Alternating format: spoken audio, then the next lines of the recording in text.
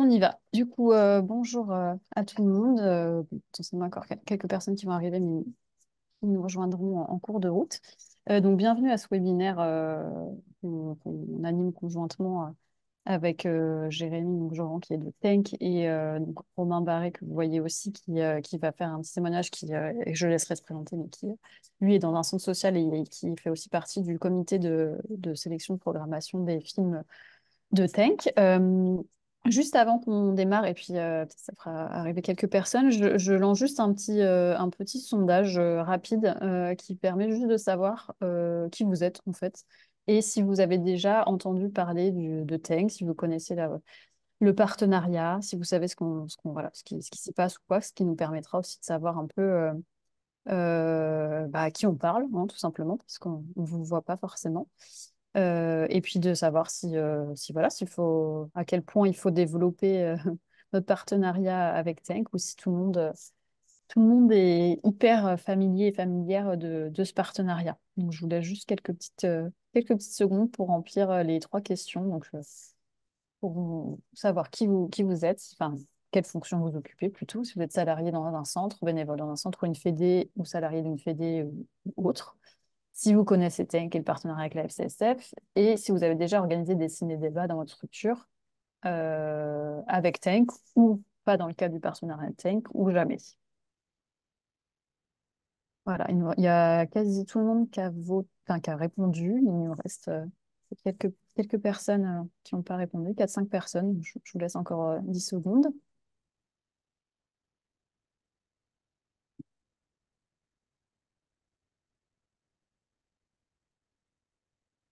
Ok, bah, je crois que ça ne bouge quasi plus. Donc, je vais arrêter le sondage. Ok, alors, mettre fin au sondage. Je vous partage les résultats, comme ça vous voyez aussi, comme vous ne voyez pas les uns les autres, vous voyez un peu qui est parmi nous aujourd'hui à ce webinaire. Donc, bon, la grande majorité, hein, c'est quand même salarié d'un centre social. Il y a quelques salariés d'une fédé et quelques bénévoles, enfin, un ou une bénévole, un centre social ou d'une fédé. Il y en a un peu plus qui connaissent le partenariat avec Tank, donc c'est chouette, mais c'est un peu kiff-kiff, j'ai envie de dire. Et puis il y en a qui en ont entendu parler, mais qui ont besoin d'un peu d'infos, c'est à peu près égal. Et vous êtes plus de la moitié à avoir déjà organisé des ciné-débats dans votre structure, mais pas dans le cadre du partenariat avec Tank. Donc ça, c'est aussi intéressant parce que ça va justement permettre de vous expliquer un peu ce qui est possible de faire avec ce partenariat et dont tous les adhérents à la Fédération nationale des centres sociaux ont accès gratuitement. Enfin, c'est un avantage qui est possible grâce à l'adhésion à la Fédération nationale des centres sociaux. J'arrête le partage. Du coup, avant de laisser un peu la parole à Jérémy qui va animer la plus grande partie de ce webinaire, juste je vous fais un rapide topo pour vous représenter partenariat FCSF et Tank, et puis Jérémy complétera. Euh, du coup, ce partenariat, il existe, je n'ai pas vérifié, tiens, d'ailleurs, mais je crois qu'il existe depuis 2018, la première convention de partenariat elle a eu lieu en 2018. Et du coup, l'idée, c'était vraiment de pouvoir proposer un outil de débat à travers le cinéma documentaire. Voilà, et donc avec Tank, qui est une plateforme de films documentaires d'auteurs, qui a une programmation qui change, enfin, qui est tournante pour laisser la place à des nouveaux films. Et du coup, ce partenariat permet d'avoir des films documentaires en projection gratuite, en projection publique gratuite pour tous les adhérents à la FCSF, donc ce qui permet d'organiser des projections avec des habitants ou voilà, tout type de public dans des conditions de projection publique. Gratuitement parce qu'en fait les films quand on fait de la projection publique sont soumis à des droits et donc Tank s'occupe de négocier en fait ces droits pour notre réseau. Et donc avec ce partenariat, on a aussi accès à tout le catalogue de Tank, donc qui est très bien fourni. Et là, en consultation, voilà, individuelle ou petit groupe, enfin hors projection, dans des conditions de projection publique. Voilà, donc aujourd'hui, donc depuis, je crois que ça fait 2 ans là, on a une programmation qui est de 6 films, 5 ou 6 films pour 6 mois. donc qui permet d'avoir voilà, des thématiques variées, etc. Et donc, du coup, ces films, ils sont sélectionnés. Donc, en premier lieu, il y a une sélection par Tank. Et puis, en fait, ils sont visionnés et enfin, débattus, hein, échangés avec un comité de sélection dont Romain fait partie. Donc, il pourra vous en parler un petit peu plus après. Donc, qui est composé en fait de bénévoles et de salariés de centres sociaux du réseau et qui utilisent Tank dans leur mission, dans leur structure. Euh, donc, on a une programmation, là, la nouvelle programmation est sortie il y a quelques jours, semaines, enfin tout début juin. Donc, Jérémy vous la présentera tout à l'heure. Et on a aussi voulu, du coup, dans la période actuelle et tout ce qui se passe et tout ce qu'on mène au niveau du réseau de la FCSF autour de ce qu'on a appelé la campagne citoyenne, donc dans les perspectives des législatives et donc suite aux résultats des européennes, on a voulu aussi vous proposer des ressources, donc des films qui peuvent être justement utile pour parler des élections ou de la période ou de la lutte contre les idées d'extrême droite. Pareillement, on va vous présenter ça, enfin Jérémy va vous présenter ça tout à l'heure, même si ça ne rentre pas dans la programmation on va dire, officielle actuelle, mais qui peuvent en tout cas être des bonnes ressources pour animer du débat sur ces questions. Euh, oui, pour une info pratique, donc j'ai parlé du partenariat. En fait, les codes de connexion à Tank sont en fait faits par fédération. Donc, en fait, il y a un code, enfin, un mot de passe et un mail qui est lié à une fédération de centres sociaux. Et du coup, pour les connaître, c'est soit via votre fédération locale, soit via moi. Je vous redonnerai mon mail si vous voulez pour avoir vos codes de connexion à Tank. Voilà, c'est la partie un peu pratique. Et puis, vous retrouvez aussi toutes les infos de la programmation, etc., sur notre site www.centre-sociaux.fr. Euh, voilà, si vous avez de toute façon des questions, n'hésitez pas tout le long du webinaire à les écrire dans le chat. Alors, vous avez soit la fonction de chat qui est peut-être plus simple, soit vous avez une fonction Q et R qui s'affiche comme ça, c'est questions-réponses en fait. Donc ça vous permet de mettre vos questions et puis moi je les regarde au fur et à mesure et puis après on fera un temps d'échange et de questions-réponses avec les intervenants. Donc je leur transmettrai vos questions à l'oral dans ce temps dédié. Voilà pour le moment. Jérémy, je te laisse peut-être présenter Tank un peu plus en détail et puis après, on peut rentrer dans l'organisation d'un ciné-débat. Merci beaucoup. Bonjour à tout le monde. Donc, je m'appelle Jérémy Joran. Je travaille à Tank. Tank, c'est une plateforme de documentaire. Alors, Anouk a déjà très bien introduit, qui est située. Nous sommes situés en Ardèche, dans un petit village qui s'appelle Lussas. C'est une plateforme documentaire sur abonnement qui existe depuis 8 ans maintenant. Donc, sur abonnement, vous connaissez tous ce que c'est, hein, les plateformes, vous y êtes habitués, ne serait-ce qu'avec Netflix, c'est plus ou moins le même principe. On s'abonne à Tank et on a accès à toute une programmation hebdomadaire des films qui sont en ligne et qui sont visibles par les abonnés. Et ce qu'on va faire aujourd'hui, eh ben, donc, je vais vous présenter un tout petit peu plus en détail en quoi consiste ce partenariat, mais surtout, je vais vous parler de ce que c'est que d'organiser un ciné-débat, de l'utilité que ça peut avoir, et même en rentrant dans des considérations très pratiques, parce que quand on ne l'a jamais fait, ça peut être, ça peut être important. Je vais vous partager tout de suite un petit document hop, qui vous donne un petit peu la structure. Hop, donc ça c'est la page d'accueil. Donc Tank, pour aller un peu plus en détail donc, sur la plateforme, ce qu'on appelle documentaire d'auteur ou d'autrice, c'est un type de documentaire auquel peut-être vous n'êtes pas forcément habitué. Il y a un peu de tout sur Tank, il y a des courts-métrages, il y a des très longs-métrages, il y a des films qu'on a éventuellement vus à la télévision et d'autres c'est sûr qu'on ne les a pas vus à la télévision. Documentaires d'auteur, on l'envisage comme des films qui assument complètement la subjectivité des auteurs. C'est ce qui nous intéresse beaucoup et c'est ce qui fait que on a sur notre plateforme des films qui ont des formes qui ne sont pas forcément complètement classiques par rapport à ce qu'on peut voir à la télévision. ou sur arte.tv, des choses comme ça, même s'il y a des choses très très intéressantes. Voilà, c'est un type de cinéma qui est difficilement visible ailleurs et qui peut, à notre sens, apporter vraiment de la matière sur le fond, sur les thématiques qu'on montre, mais aussi sur la manière de faire des films et de s'impliquer éventuellement intimement dans les films, des choses comme ça. Donc, là, ici, c'est écrit que le partenariat est établi depuis 2017. Ça devait être les Mm. tout débuts. Et donc, comme vous a dit Anouk, tous les 6 mois, on renouvelle une programmation.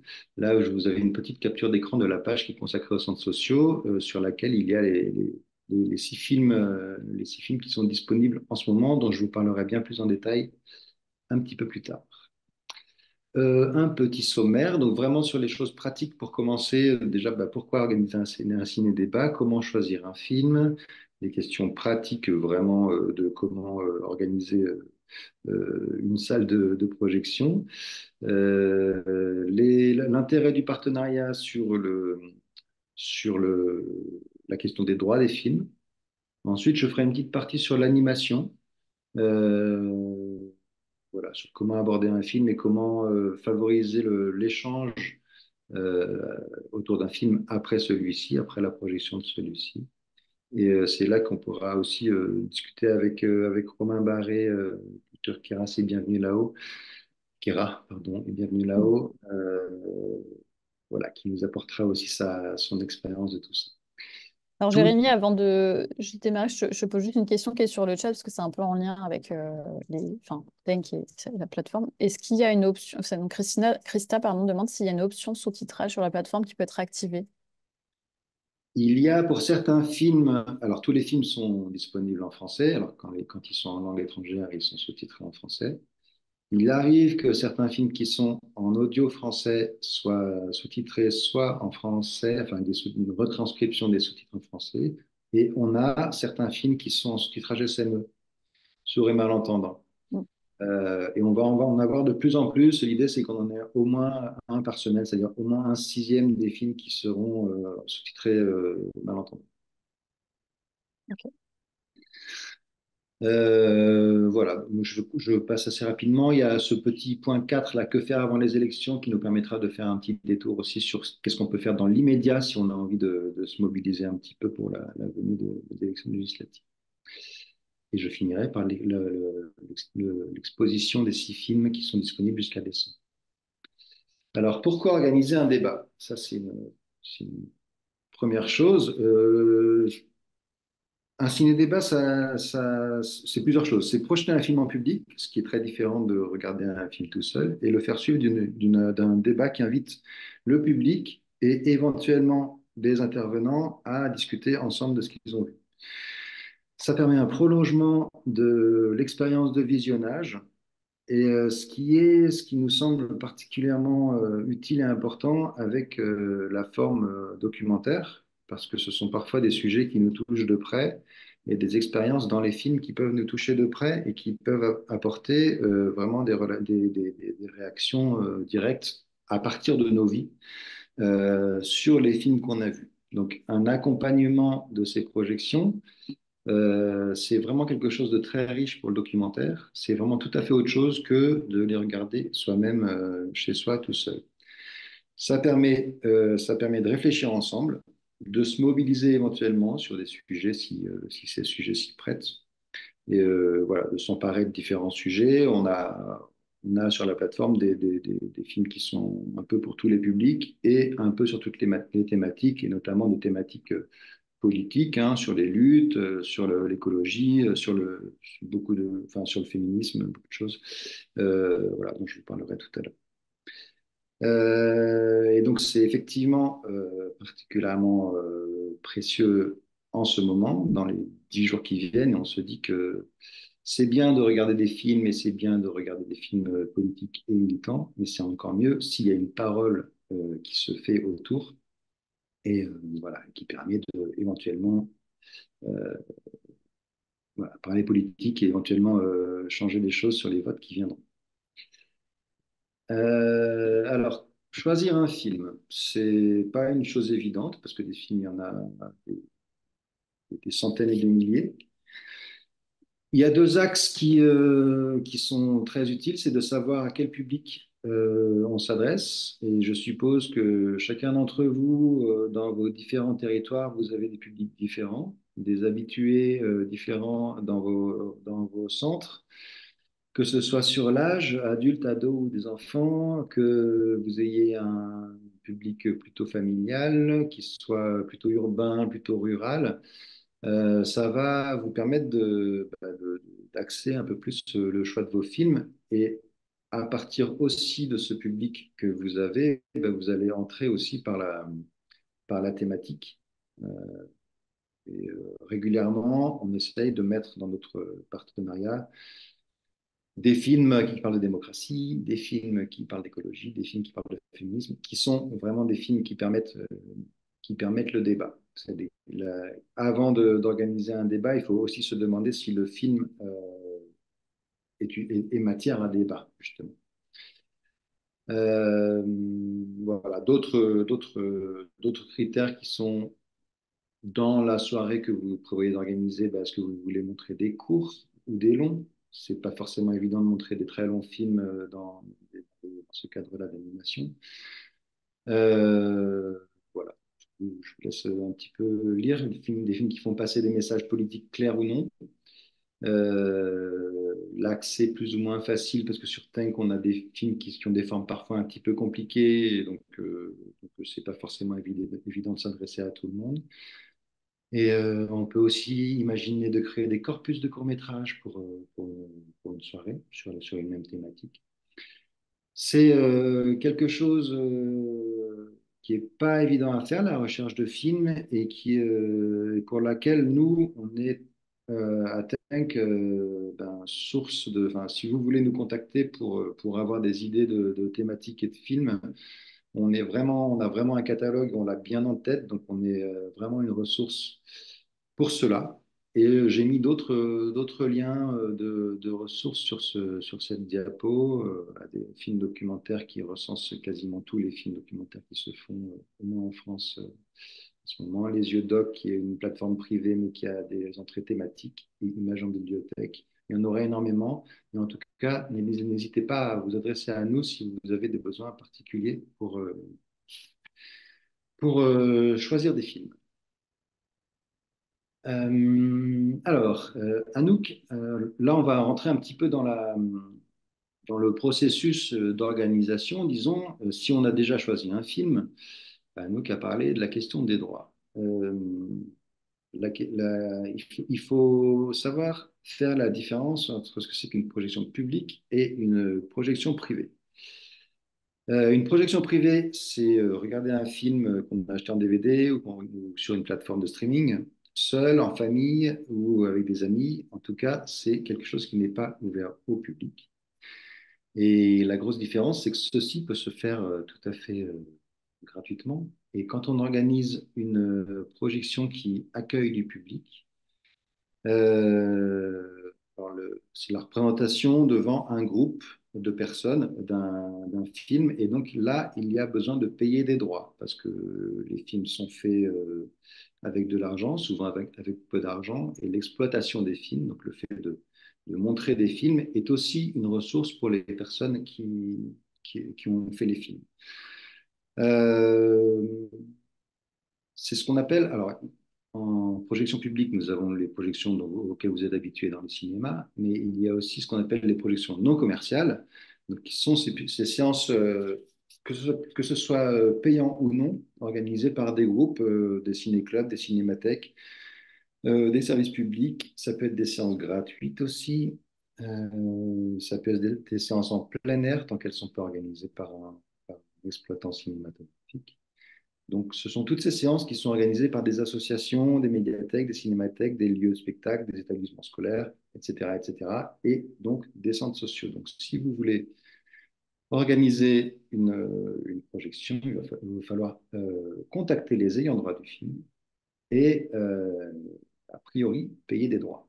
Donc là, je vous ai mis une estimation, hein, pour un court-métrage, c'est environ 100 euros, et pour un métrage, environ 150 euros.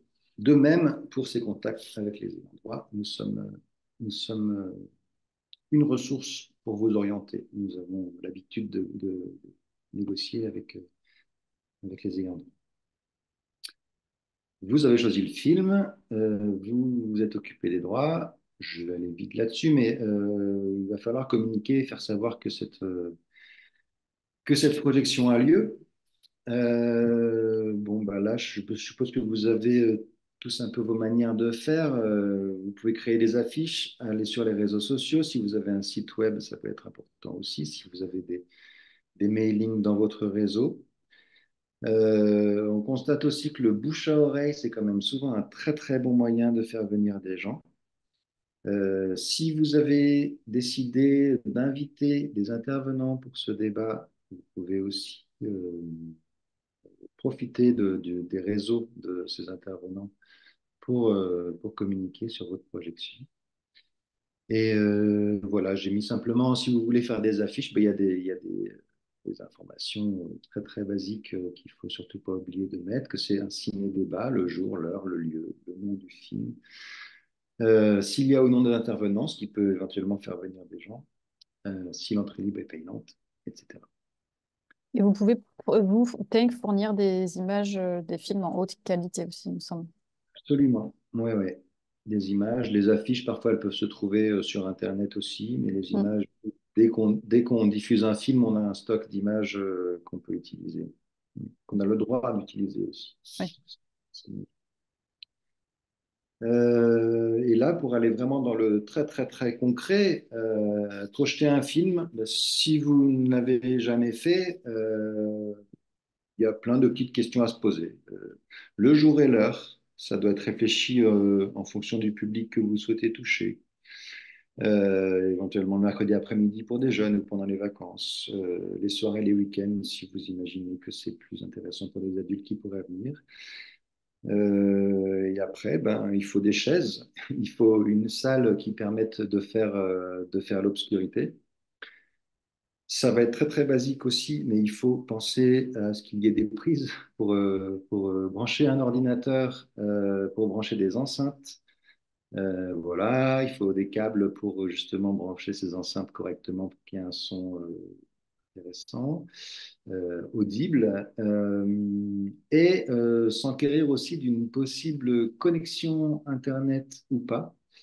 Parce que une des particularités, c'est que les films que nous vous proposons à la projection, a priori, vous devez, on ne doit pas, on n'a pas le droit de vous fournir les fichiers des films. Donc, idéalement, il faut une bonne connexion Internet pour pouvoir projeter le film directement en streaming avec votre réseau Internet.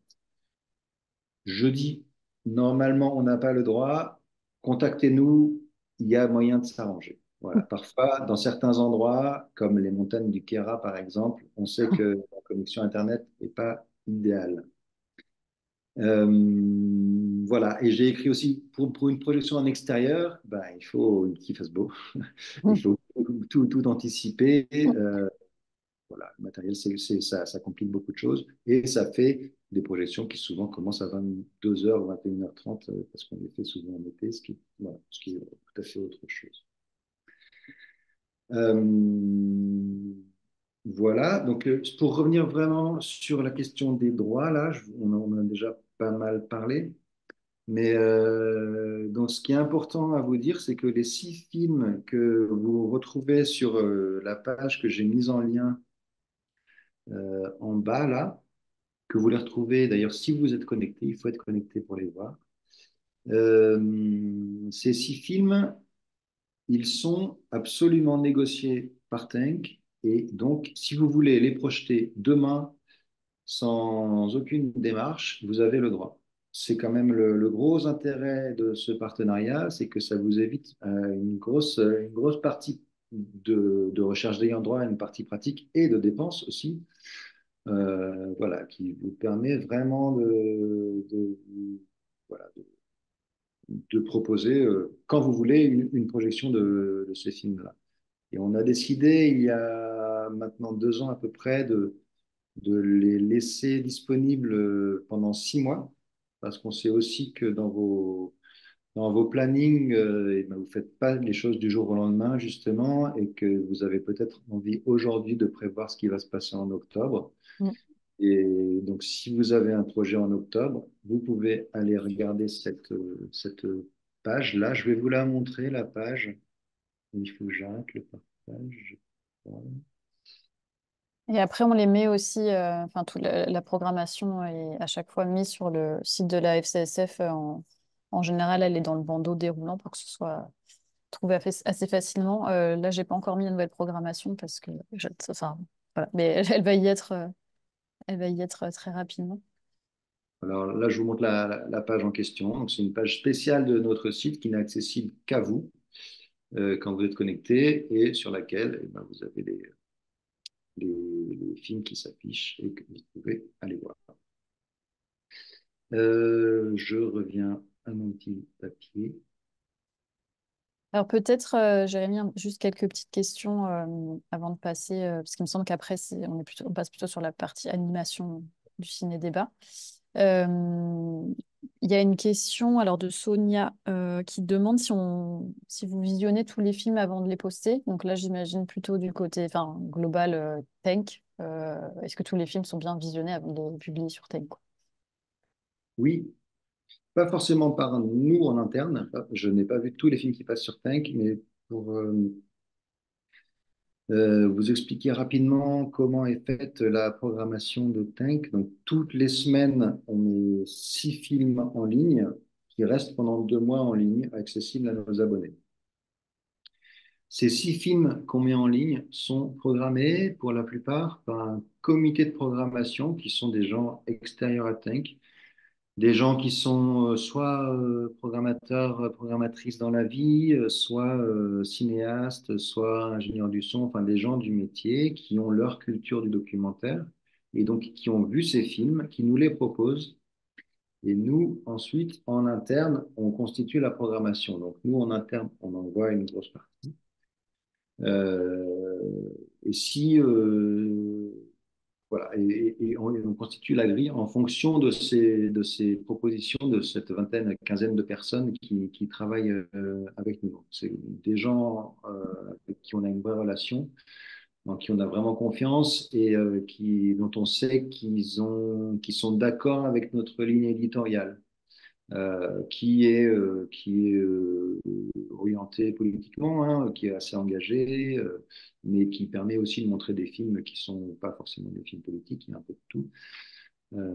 Voilà. Donc, si la question est sur est-ce qu'il peut y avoir des mauvaises surprises en regardant des films tech, moi je dis non. Voilà.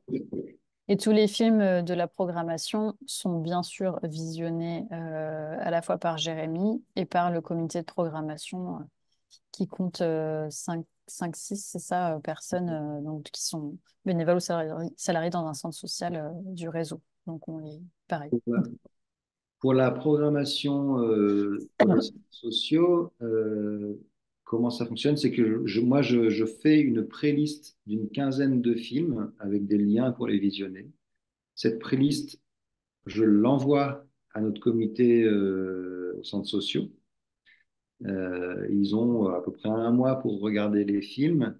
Et ensuite, on se réunit et on en choisit parmi ces 15 on a choisi 5 ou 6. Et là, cette fois-ci, on en a choisi 6 parce qu'il y a aussi des courts-métrages à l'intérieur. Donc, ça Ouais, permet aussi de faire des combos de films, quoi.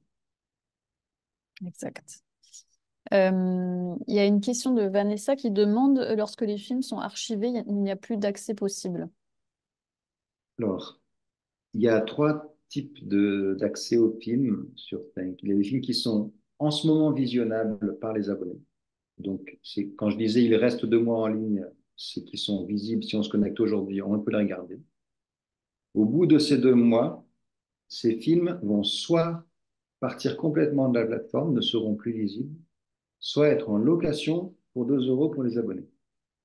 Et donc, il y a une grosse partie de notre programmation qui reste en location. En gros, en ce moment, on a à peu près 1600 films qui sont louables, euh, quand on a un compte. Voilà, donc c'est un petit ajout de 2 euros si vous voulez voir tous ces films qui sont passés depuis 8 ans sur Tank. Et effectivement, les films qui sont en archive ne sont vraiment pas disponibles. Yes. Super. Et il y a eu pas mal de questions aussi sur est-ce que vous recevrez le diapo, est-ce que vous allez recevoir les ressources, etc. Ouais, on le redira à la fin, mais oui, on va envoyer toutes les ressources à toutes les personnes inscrites au webinaire. Donc, on a vos adresses mail. On va essayer de le faire rapidement, là, enfin, d'ici le week-end, parce qu'effectivement, compte tenu de la situation actuelle, il y a des choses qui potentiellement peuvent être utiles bah, très vite, là, dès maintenant. Donc pas de souci. Et on me demandait aussi comment on joint Tank, si on a une question ou un commentaire ou besoin d'échanger. Je vais vous mettre il y a une adresse mail spécifique pour notre réseau. Donc, je vais vous le mettre dans le chat et pareil, on vous le renverra dans les ressources. Voilà. Et puis, vous pouvez aussi passer par moi si vous voulez passer par Tank ou que vous avez une question. Il y a pas de souci. Peut-être une dernière question avant de passer à la suite. Les sorties des films destinés aux centres sociaux sortent donc début janvier et début juillet et visionnables 6 mois. C'est bien cela. C'est bien cela. C'est à peu près ça. On n'est pas exactement, enfin, on est sur 6 mois, mais on n'est pas exactement sur janvier-juillet. En tout cas, pas cette année. Ouais. Ceux qui sont là en ce moment sortiront de programmation le 30 novembre. Et le 1er décembre, on aura une nouvelle programmation jusqu'à juin, enfin, jusqu'à mai-juin. Ouais, c'est ça.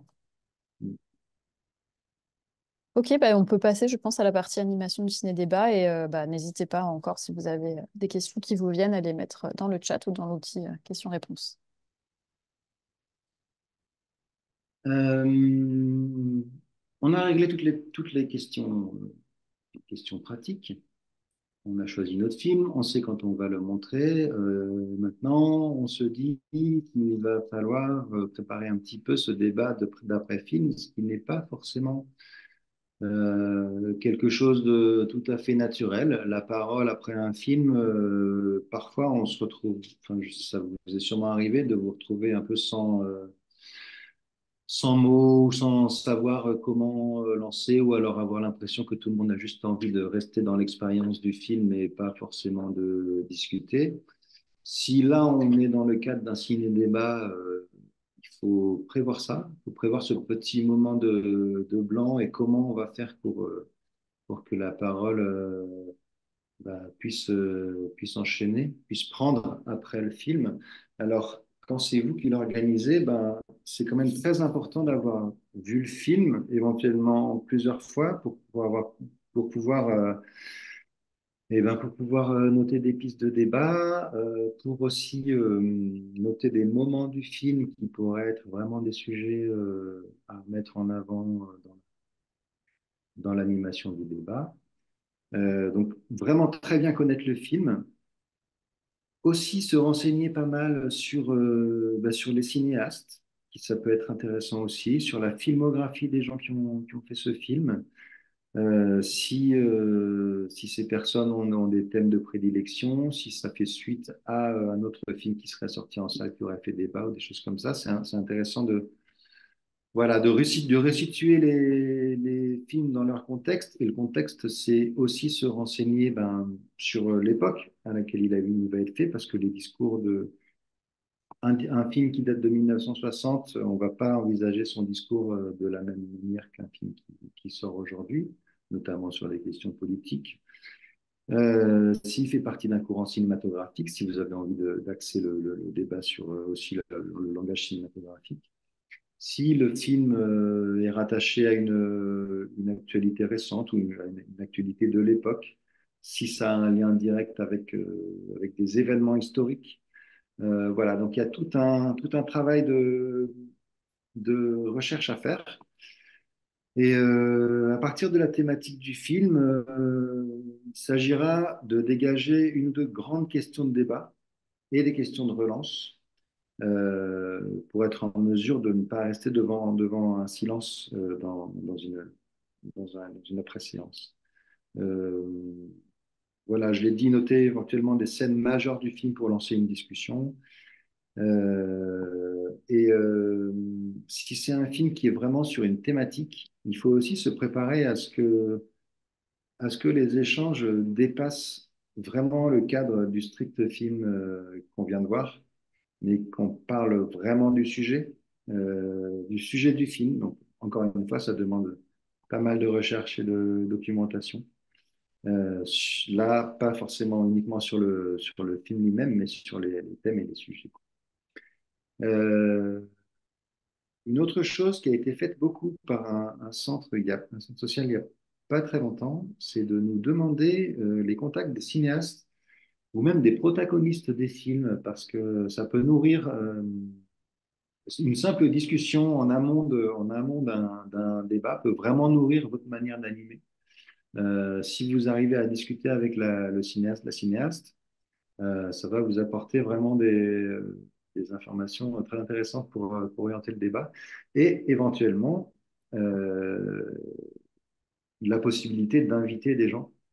Alors, les gens que vous pouvez inviter pour ce ciné-débat, ça peut être soit les personnes qui ont fait des films, les cinéastes, soit les protagonistes, qui sont parfois joignables parce que les cinéastes restent en contact avec eux, et c'est souvent très intéressant de faire venir quelqu'un qui est dans le film lui-même, et qui parfois, il y a comme ça certains films où les protagonistes ont un peu l'habitude de suivre la tournée des films, parce qu'ils ont un message à faire passer, parce que je ne sais pas s'il y a un agriculteur qui est dans le film et qui a besoin de faire passer un message.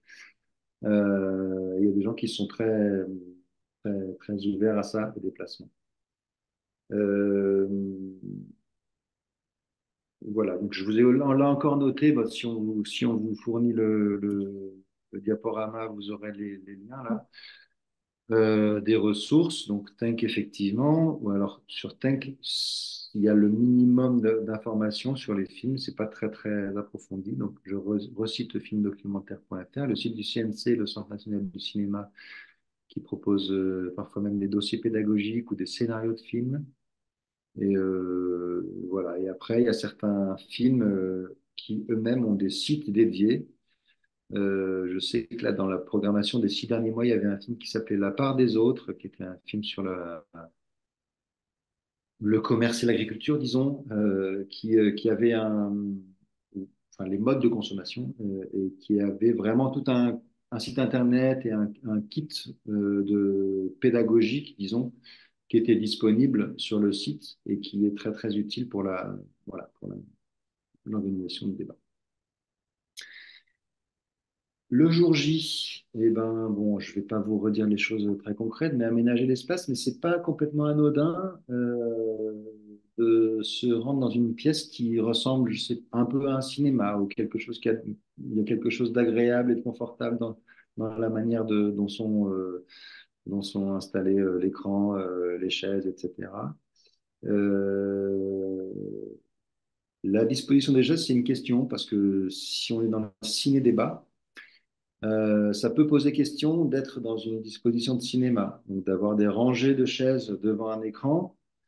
Si le débat, vous êtes en face du public, c'est peut-être un peu descendant. Il y a quelque chose qui n'est pas forcément évident. Donc, on peut aussi envisager, juste après le film, bah, de changer un peu la disposition du lieu, de mettre les chaises en rond pour que ce soit un peu plus horizontal ou qu'il y ait une répartition de la parole qui soit pas juste comme un exposé, quoi.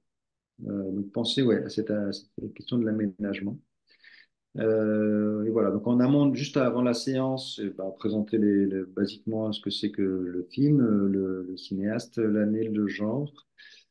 Aller très vite, ne pas raconter le film surtout, ne pas prendre la parole trop longtemps avant les films. Je ne sais pas si vous avez déjà eu ces expériences de séances où la personne parle beaucoup trop longtemps alors qu'on a envie de voir un film. J'ai toujours trouvé ça assez désagréable.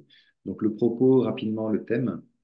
Et ce qui est intéressant, c'est d'axer déjà dans quelques idées que vous pourrez exposer en début de film, ce sur quoi pourra porter le débat ensuite.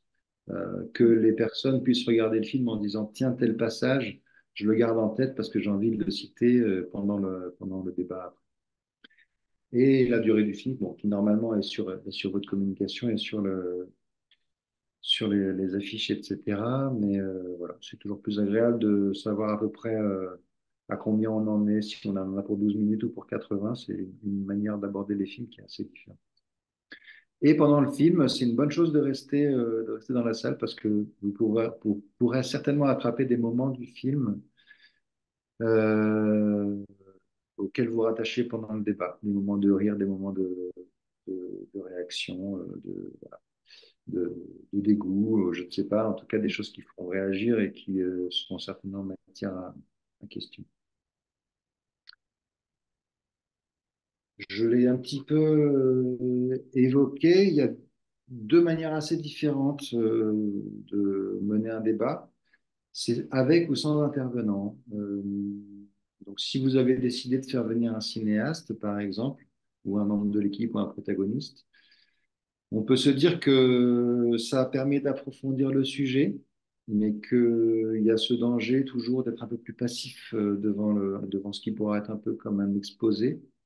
Et si vous n'avez pas trop envie d'aller vers des questions de cinéma, en tout cas, de comment a été réalisé le film, voilà, le fait d'avoir un cinéaste, c'est pas forcément une bonne idée parce que voilà, ça peut arriver que les cinéastes aient plus envie de parler de leur manière de faire que du thème lui-même. Et parfois même, les cinéastes ne sont pas spécialistes du thème qu'ils traitent dans leur film. Donc voilà, c'est un choix à faire.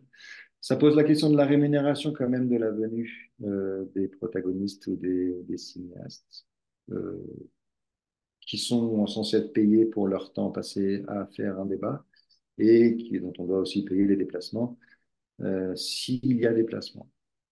Voilà. Donc, sans intervenant, ça demande un peu comme ce qu'on vient d'exposer, quand même d'être assez pointu sur le film et sur le sujet. Et éventuellement d'aller plus dans un public qui est actif dans la parole. Sur les manières de guider le débat, je me suis dit qu'il y avait certainement dans les centres sociaux des gens qui étaient beaucoup plus spécialistes que moi de l'animation de débat. Mais il y a quand même un certain nombre d'axes à ne pas oublier. Déjà, définir un temps, c'est bien de dire ben, on en a pour trois quarts d'heure, on ne va pas dépasser, ou on en a pour une heure, on ne va pas dépasser. Euh, 30 minutes à une heure, ça suffit la plupart du temps et ça peut aussi, même si ça dépasse, ça peut être un peu fatigant. Définir les règles de prise de parole. Alors ça, il y en a beaucoup de différentes, hein. Ça peut être vraiment, ça peut aller du tour de parole, c'est-à-dire on lève la main, on prend la parole, au bâton de parole. Euh, voilà, il y a d'autres techniques comme le fait, par exemple, de faire remplir des petits questionnaires ou en tout cas des petits post-it avec des questions en début de débat pour déballer ces questions-là pendant le débat et de manière à ce que tout le monde, même les gens qui éventuellement sont un peu plus timides, puissent intervenir, en tout cas par l'écrit. Soi-même, essayer de faire des interventions brèves, ne pas se poser, même si vous êtes bien renseigné sur le film, ne pas vous poser comme sachant, mais être là vraiment dans l'idée que votre rôle, c'est de distribuer la parole, quoi. Voilà. Et une chose qui est assez importante dans ces cadres-là, que ce soit en ciné-débat, mais même en animation de débat en général, c'est de réussir à faire en sorte qu'il n'y ait pas de prise de pouvoir dans la parole, qu'il n'y ait pas de personnes qui sont beaucoup plus à l'aise, qui petit à petit en fait vont prendre le dessus pas forcément dans le fait de gagner le débat, s'il s'agit de gagner ou pas, mais même simplement dans la présence de la parole, quoi. Et donc être très attentif à ce que, à ce que les personnes dont vous sentez qu'ils sont un peu moins à l'aise puissent prendre la parole assez facilement, leur donner cet espace-là euh, veiller à ce que il n'y ait pas forcément plus d'hommes que de femmes qui prennent la parole, ou des choses comme ça. C'est quand même quelque chose d'assez, enfin, même de primordial dans l'animation de débat, quoi. Euh, voilà, je sais pas, peut-être que Romain, tu veux nous parler un petit peu de la manière dont toi tu envisages ce travail avec les signes et débats dans ton Kera.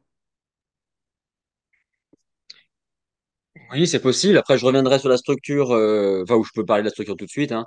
Euh, du coup, moi, je m'occupe donc de Bienvenue là-haut, qui est un projet culturel au sein du centre social du Guiers Trois Queyras. Donc là, on est vraiment dans les Hautes-Alpes, en montagne. Le gros du centre social, il se trouve plutôt à 1500 mètres d'altitude minimum. Donc on est en montagne, avec un hiver qui dure 6 mois. Donc voilà, des contraintes de déplacement et un contexte qui est aussi sur des vallées assez éclatées et donc des villages qui sont eux aussi éclatés en différents hameaux. Donc le déplacement des habitants qui est vraiment à prendre en compte dans nos actions. Euh, et donc avec Bienvenue là-haut, il y a deux entrées, à la fois la résidence d'artistes euh, pour des temps de présence sur le territoire, de recherche et de médiation avec les publics.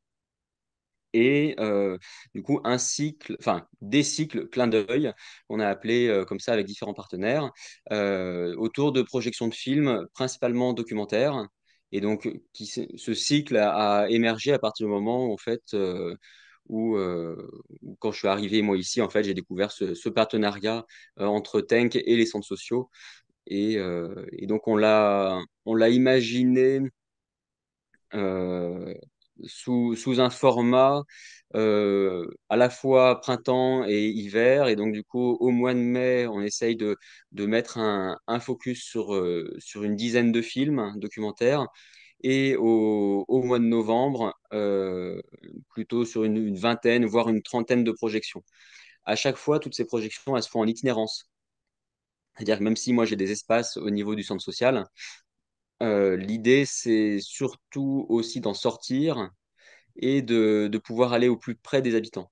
Ça, c'est vraiment un des enjeux quand même clés, et peut-être principalement en novembre, où en fait les contraintes de déplacement du fait de la neige amènent vraiment une complexité. Et donc, il s'agit vraiment d'aller dans les hameaux, d'aller dans les villages pour permettre justement ces découvertes. Donc ça c'est le site donc Bienvenue là-haut et donc là les projections qu'on a pu faire au mois de mai. Donc ces projections elles sont alors parfois en présence euh, d'un auteur, mais sinon c'est aussi avec des bénévoles de la structure et puis avec mon équipe où, voilà, on permet cet accompagnement. Et comme Jérémy en parlait, à chaque fois on est vraiment sur un début donc un accueil du public où on va présenter brièvement le film sans en donner les clés, mais en tout cas remettre un petit peu en contexte. Et ensuite, on laisse la place au film et à partir de là, on amène l'échange. Euh, donc parfois, c'est les bénévoles qui l'organisent. Et donc là, on le travaille avant, on fait en sorte que, dans la mesure du possible, il y ait un contact avec le réalisateur, de la lecture d'interviews, voilà, histoire de prendre en main un petit peu aussi quand même tout ce contenu. Et puis là, se sentir à l'aise justement pour guider les discussions sans forcément amener des réponses toutes faites en tout cas. Sur les quantités de films, par exemple, en fait, au mois de mai, c'est une dizaine de films. Au mois de novembre, on est entre 20 et 30 films. Donc, ce qui commence à faire déjà une belle quantité de films quand même, sur un mois complet. Et on investit différents lieux qui peuvent être des salles des fêtes, qui peuvent être une salle, donc une salle communale, salle des fêtes, les bibliothèques. On peut rentrer aussi dans des espaces privés, voire chez des habitants. Voilà, il n'y a pas tellement de limites. Euh, et à chaque fois, les films sont choisis donc, par nous en interne et avec des bénévoles. Et donc là, on développe de plus en plus une forme de commission de programmation, et donc qui rassemble aujourd'hui une quinzaine de personnes, un peu réparties sur les différents villages, avec des personnes qui ont envie justement d'être acteurs de ces projections, d'être en lien avec les réalisateurs et de pouvoir justement porter un peu cette parole.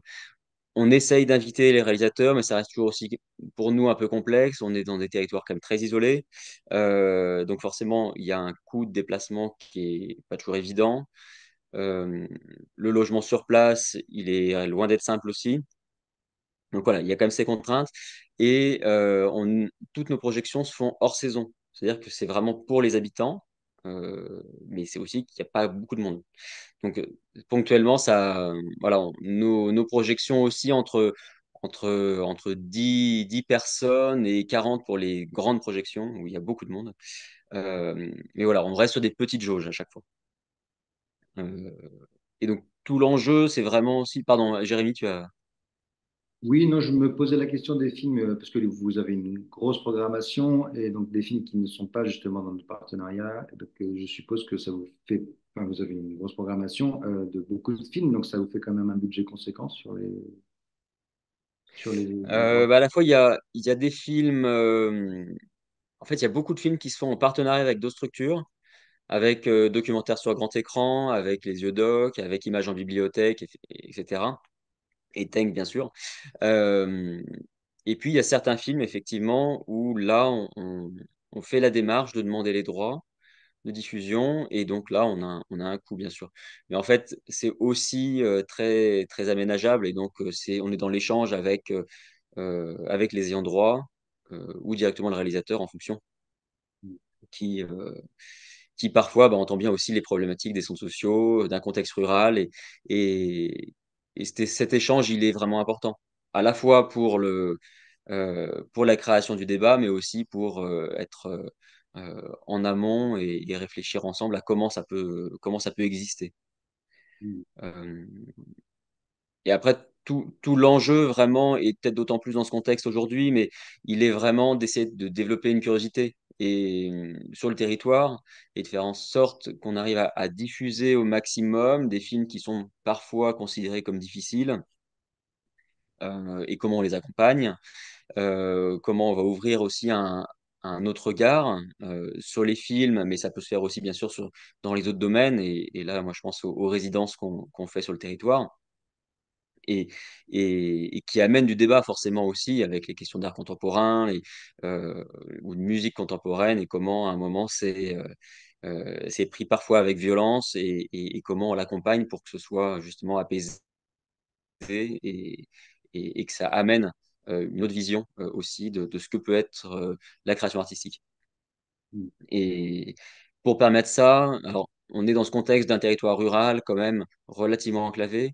Euh, et donc là, la nécessité, elle est vraiment d'aller au plus près des habitants et bien entendu pour nous de sortir des locaux euh, et donc de se déplacer de village en village, voire dans les tout petits hameaux des fois où il n'y a que 10 personnes.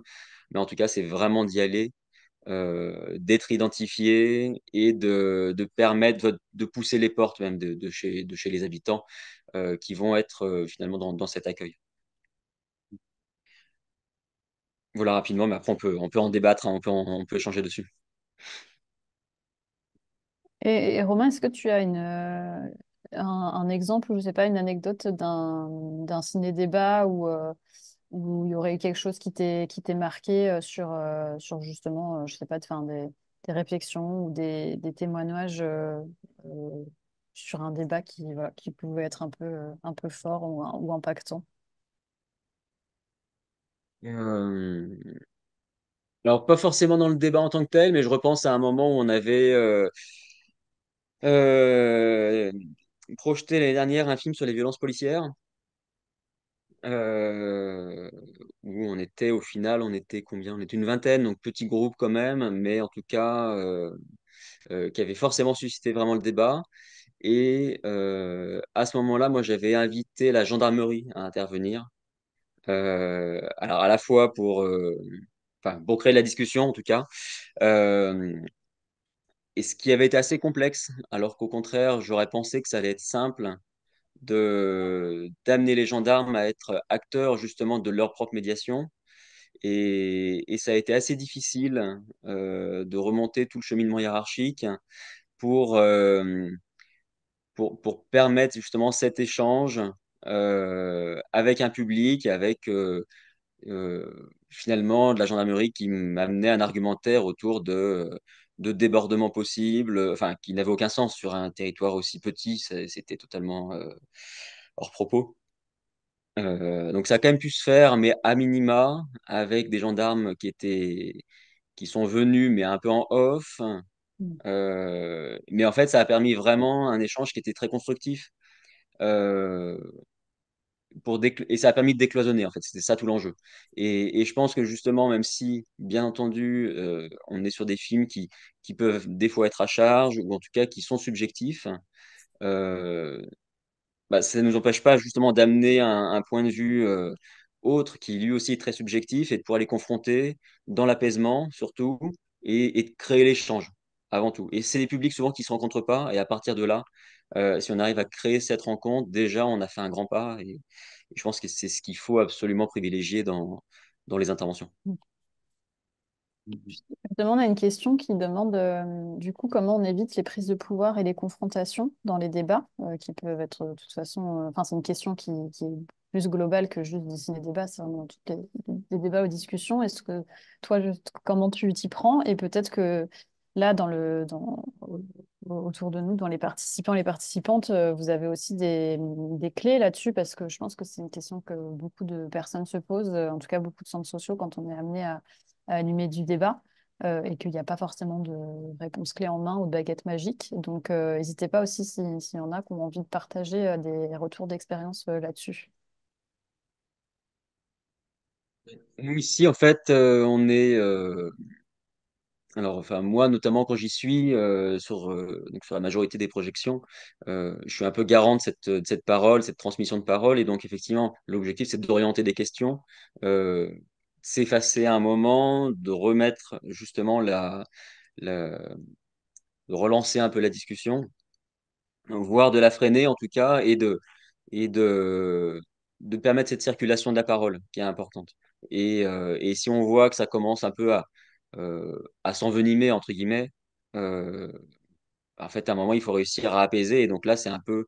euh, enfin, j'ai pas vraiment d'outils clés en main, en tout cas, mais on peut aussi changer légèrement de point de vue ou en tout cas d'axe de réflexion, et donc amener une autre question, l'aborder un peu différemment, et confronter en tout cas d'autres points de vue pour avoir une pluralité de versions en fait. Hmm, ok, super. Est-ce qu'il y a des personnes qui ont envie de réagir ou de poser une question, alors soit à l'écrit, soit, comme je l'ai mis dans le chat, si vous avez envie d'intervenir à l'oral, vous pouvez utiliser le petit outil lever la main, où il y a un petit picto comme ça là-dedans, pour que j'ouvre votre micro. N'hésitez pas, même si c'est une remarque ou une réaction ou un complément. On a un petit quelques minutes encore là-dessus avec Romain. Enfin, il reste de toute façon jusqu'à la fin du webinaire si besoin. Et peut-être en attendant qu'une question arrive, peut-être que Romain, tu peux nous dire, toi, comment tu prépares en fait tous ces ciné-débats, parce que du coup, s'il n'y a pas d'intervenant, donc comme disait Jérémy, il faut quand même bien, bien connaître les films, enfin, faut être un peu limite le expert du film pour pouvoir répondre aux questions et puis pouvoir voilà, apporter des compléments et animer le débat. Toi, comment tu t'y prends? C'est à la fois, bon, bien sûr, regarder le film, hein, c'est un peu le premier point.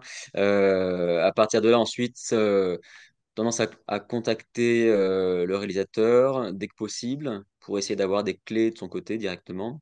Et puis ensuite, enfin en complément en tout cas, des lectures d'interviews qu'on peut trouver sur Internet. Et en général, ça ouvre un champ de questions déjà qui nous permet d'aller creuser sur bah, je sais pas, l'endroit où a été réalisé le film, la boîte de production, qui, euh, qui sont les personnes qui interviennent dedans, et puis après ouvrir un peu de plus en plus vraiment sur le sujet global, pour aussi peut-être sortir en quelque sorte du film et aborder vraiment le sujet en tant que tel, quoi.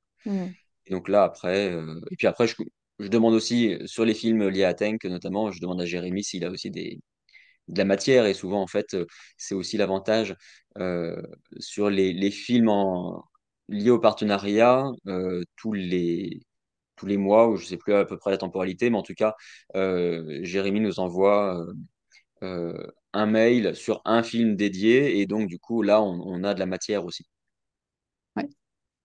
Et Oui, vas-y, je vas-y, Jérémy. me demandais si dans la communication, il y a, en plus du titre du film, un sous-titre ou une thématique ou quelque chose qui ferait aussi venir plus les gens. Nous, on met un petit résumé. On essaie de mettre une phrase. Après, en fait, ça rentre pas. Mais justement, là, ça, on le fait évoluer. Au tout début, c'était vraiment très réduit. Et là, bah, il y a de plus en plus de films. Donc là, on va essayer de penser à un livret. Enfin, voilà, on essaye d'aménager au fur et à mesure, mais qui est quand même de l'information. Mm. Et puis, on a une communication donc papier, une communication web, alors, par divers canaux, et qui amène aussi sur les bandes annonces quand il y en a, ce qui n'est pas toujours le cas. Mais en tout cas, voilà, sur déjà un petit peu de matière sur le film pour donner envie.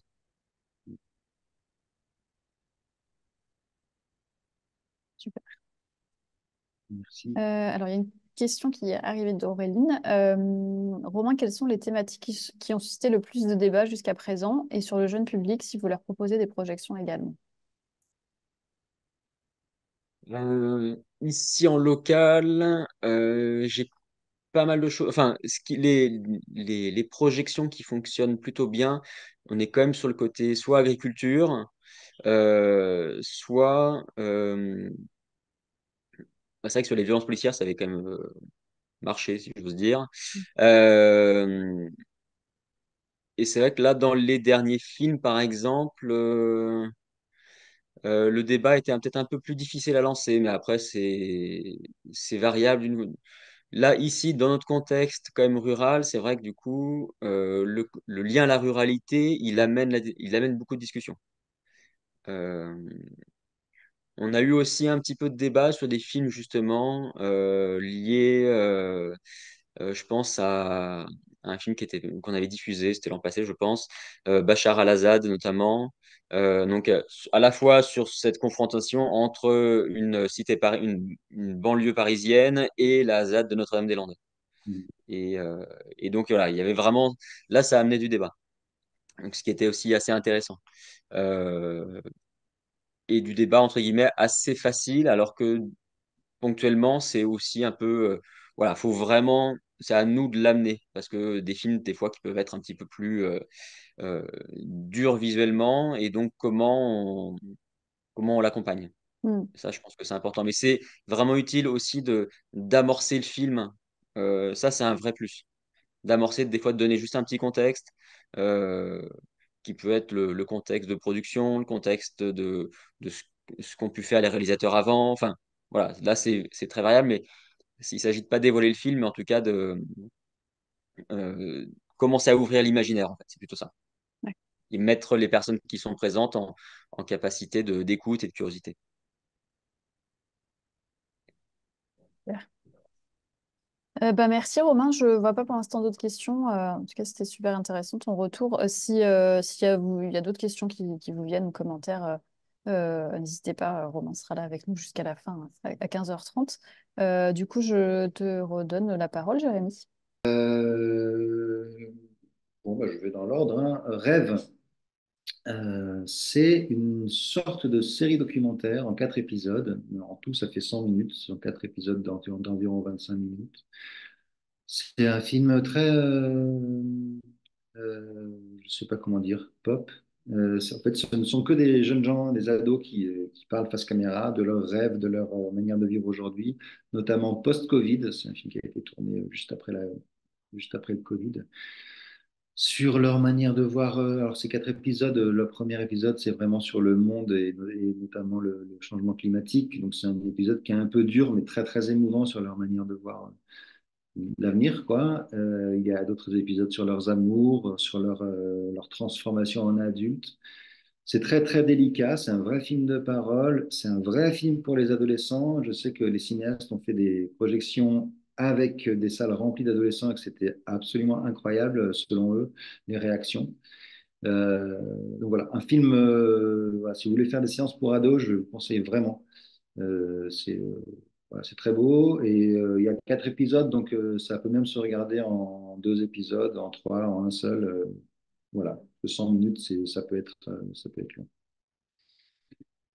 long. Autre film qui est un court-métrage orienté, disons que si vous voulez faire une séance orientée féminisme, on a 2 courts-métrages comme ça dont je vais vous parler. Ours de Morgan Fround, c'est un film suisse. C'est une jeune étudiante qui s'apprête à répondre à une commande de monter un film avec des images d'ours faites par un passionné d'ours qui a filmé des ours un peu partout dans le monde. Et en fait, en regardant les bandes de ce monsieur, elle se rend compte qu'entre les prises d'images d'ours, il y a des images de rue, de jambes de femmes dans la rue. Enfin voilà, la personne qui a filmé aimait les ours, mais aimait aussi épier les femmes dans la rue et les garder sur bande magnétique. Et donc, le film parle de ce regard masculin et elle discute en fait, Morgan Fround, la réalisatrice, discute dans le film avec la personne, le cinéaste, enfin le vidéaste, et essaye voilà, de comprendre ce que c'est ce que c'est que ce regard voyeur en fait. C'est intéressant parce que c'est pas vraiment dans le jugement, mais c'est vraiment dans la compréhension et la discussion. C'est, je pense, vraiment un débat aussi qui peut être intéressant sur le fait justement d'essayer de comprendre un petit peu plutôt que juste de juger. Et quand je disais que ça pouvait être un duo féminisme, en tout cas, c'est ce qui est ressorti de notre comité de programmation avec les membres des centres sociaux, c'est que le duo avec le film Intérieur de Marion Frichat, qui est un court-métrage aussi, pouvait faire une belle séance qui parle des femmes. En l'occurrence, là, ce sont des témoignages. C'est un film aussi très, très intime. Donc, des jeunes femmes qui ont eu recours à un avortement. Et c'est la réalisatrice aussi qui témoigne de son parcours aussi. Euh, voilà, une manière d'aborder des thématiques très, très intimes et très importantes et des débats de société, hein, et qui continuent à être des débats de société. Sur celui-là, à partir de 15 ans, j'ai mis parce que voilà, c'est de la belle parole intime, mais qui peut être un peu aussi un peu dur. Quand les tomates rencontrent Wagner, c'est un long métrage qui, lui, parle de plein de choses, de mondialisation, d'agriculture, de commerce. C'est une famille, une communauté en Grèce qui fait pousser des tomates. Et le titre fait référence au fait qu'ils les font pousser en musique avec du Wagner et qu'apparemment Wagner aiderait les tomates à pousser. En gros, pour aller très vite, c'est l'histoire d'une entreprise, une petite entreprise qui était vraiment complètement artisanale et locale et qui petit à petit se confronte aussi au commerce national et international et comment ils s'en sortent aussi par beaucoup d'humour et voilà, par la qualité de ce qu'ils proposent comme produit. Voilà, c'est un film assez léger, très, très plein d'entrain et d'énergie qui est sur 72 minutes, qui tient vraiment très bien si vous voulez faire quelque chose autour de l'écologie et, et voilà, de la consommation, disons. C'est un film qui parle de la famille aussi. La traversée, un long métrage d'Elisabeth Levray, qui pourra parler aussi aux populations immigrées, parce que ce sont éventuellement des aventures que des gens ont vécues, qui habitent en France et qui viennent d'Algérie et qui font des allers-retours. Voilà, c'est un film qui se passe uniquement à bord de bateaux ou d'un bateau, je ne sais plus, qui fait une traversée entre le Maghreb et entre l'Algérie et la France. Ce sont toutes les discussions sur leur identité, sur l'immigration, sur les rapports entre l'Europe et le Maghreb, et sur les rapports Nord-Sud en général, voilà, qui s'exposent dans ces discussions-là. Euh, et le dernier film de notre programmation, c'est un très très joli film d'animation qui pour le coup est notre film qui permet de faire venir vraiment les enfants. Très joli film, très tendre d'un grand-père qui s'appelle Claude Delafosse, qui fait un film d'animation et qui en parle avec son petit-fils qui s'appelle Gaston.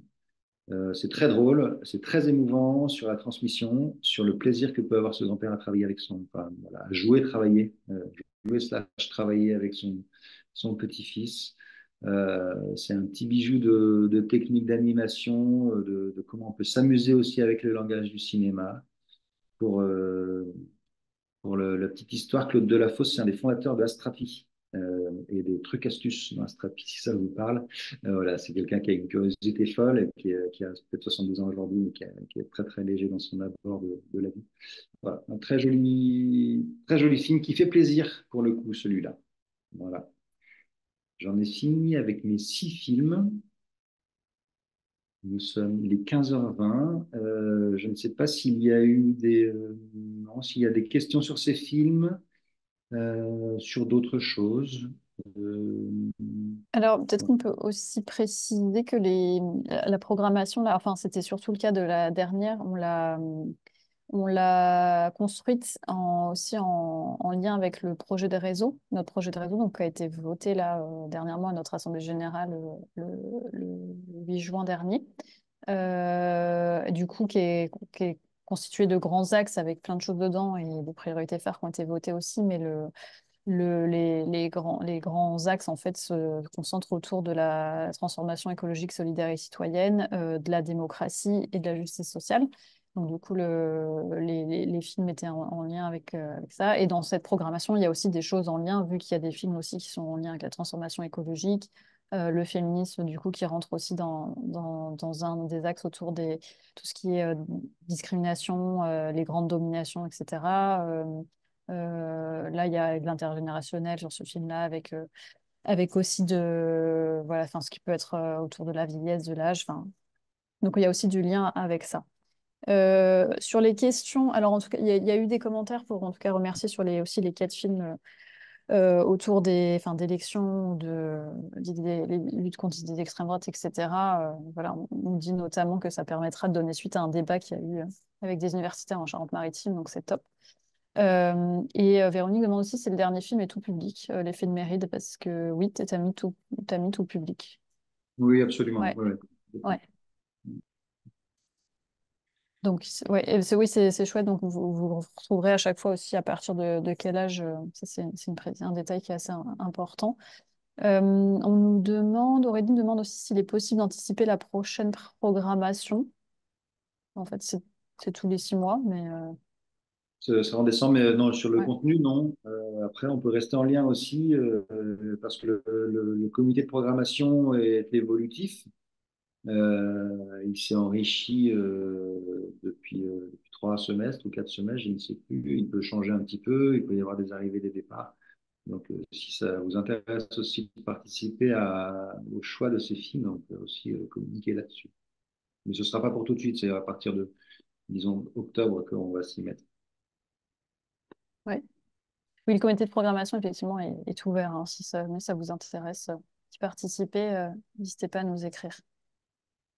Et juste pour redire un petit peu, donc là, pour l'instant, on a fait une communication à partir de notre mailing qui annonçait le webinaire, mais qui aussi annonçait très rapidement la nouvelle programmation. Et comme le disait Romain, tous les mois, il y a un mail qui part et à chaque fois, un approfondissement de chaque film qui permet de donner des pistes de débat aussi avec des liens vers des articles, des choses comme ça. Donc le prochain mailing devrait partir dans peu de temps pour présenter des premiers films. Ouais, et si vous recevez pas la newsletter de Tank, vous pourrez nous dire par mail. De toute façon, quand je vais envoyer les ressources via mon mail, donc vous pourrez me dire par retour de mail si vous voulez être inscrit avec quel mail à la newsletter si vous la recevez pas. Il y a une question de Vincent qui demande s'il existe ou si vous proposez, enfin du coup Tank ou FCSF, des accompagnements ou des contenus réalisation de documentaires. Alors sur la réalisation de documentaires, donc il y a un peu technique et spécifique, en tout cas à la FCSF, on ne fait pas ça. Mhm. Et Tank, je ne sais pas. Non, Non. pas en tant que tel.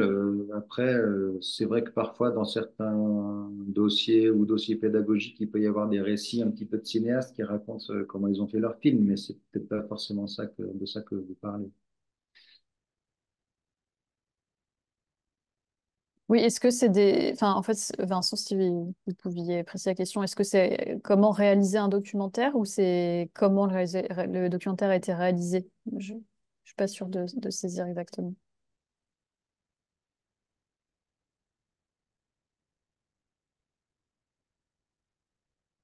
En attendant, donc juste de vous dire, enfin, donc, Vincent, n'hésitez pas à préciser si vous voulez.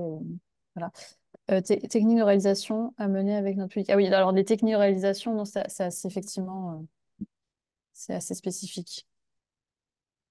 Oui, non, nous, on est dans la diffusion et pas dans la fabrication, effectivement. Ouais, c'est ça. Ok. Du coup, de toute façon, nous, comme on l'a dit, on va vous envoyer toutes les ressources là par mail. Donc, on s'efforce de le faire avant le week-end pour que vous ayez tout ça rapidement avec l'enregistrement de la visio, du webinaire. Donc vous aurez dans le mail, dans le diapo, donc le mail projectionfcsf@stenk.fr. Moi, j'ai aussi mis mon mail dans le chat, mais de toute façon, vous l'aurez car je vais vous envoyer les ressources. Et voilà, vous n'hésitez pas à faire un par retour de mail si vous avez besoin de vos identifiants, d'informations, si vous voulez être inscrit à la newsletter de Tank, donc au mailing dont parlait Jérémy. Et à contacter Tank aussi si vous avez besoin voilà, d'informations, de ressources pour organiser Anime un ciné-débat, si vous voulez des contacts d'intervenants, d'équipes de films, etc. Voilà, n'hésitez pas donc à passer par Jérémy sur ce mail ou par moi directement. Ouais, je vous encourage même, moi j'aime beaucoup quand on se parle. J'ai appris que c'était plus simple que les mails. Et n'hésitez vraiment pas à appeler aussi ou alors à m'écrire et dire qu'on peut s'appeler. En tout cas, voilà, c'est un, c'est un lien qui peut être vraiment plus intéressant, quoi, de discuter directement. Tout à fait. Et ben, avec plaisir, je vois plein de remerciements. Donc, avec plaisir, on espère que tout ça sera utile et que vous pourrez vous en saisir. Et voilà, à bientôt. N'hésitez pas du coup à nous contacter comme on l'a dit. Et on vous souhaite une bonne après-midi et puis un bon courage dans cette période.